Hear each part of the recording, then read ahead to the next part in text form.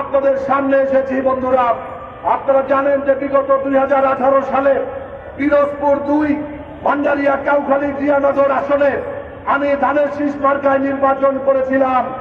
যে নির্বাচনে দিনের ভোট রাতে চুরি করা হয়েছিল। আমরা ভেবেছিলাম যে আমাদের ডক্টর কামাল সাহেবরা বলেছে নির্বাচন সুষ্ঠু হবে, গ্রহণযোগ্য হবে। আমরা নির্বাচনে গিয়েছিলাম।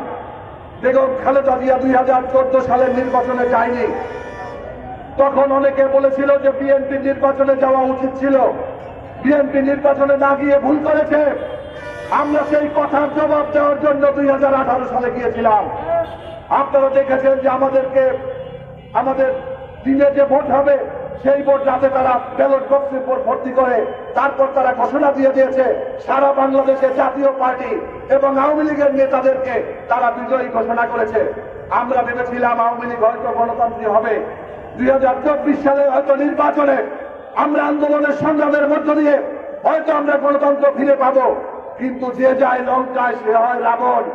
এই আওয়ামী লীগ এর জন্ম লগ্ন থেকে আওয়ামী লীগের কখনো গণতন্ত্রের ইতিহাস নেই, আওয়ামী লীগের কখনো ভোটের অধিকার দেওয়ার কোন ইতিহাস নেই। কারণ আপনারা জানেন শেখ মুজিবুর রহমান 1975 সালের 25শে জানুয়ারি সমস্ত রাজনৈতিক দলকে নিষিদ্ধ করে পাকশাল ঘোষণা করেছিলেন এবং সেই পাকশালে যেই 17টি রাজনৈতিক দলকে নিষিদ্ধ করা হয়েছিল তার মধ্যে অন্যতম রাজনৈতিক দল হচ্ছে বাংলাদেশ লেবার পার্টি।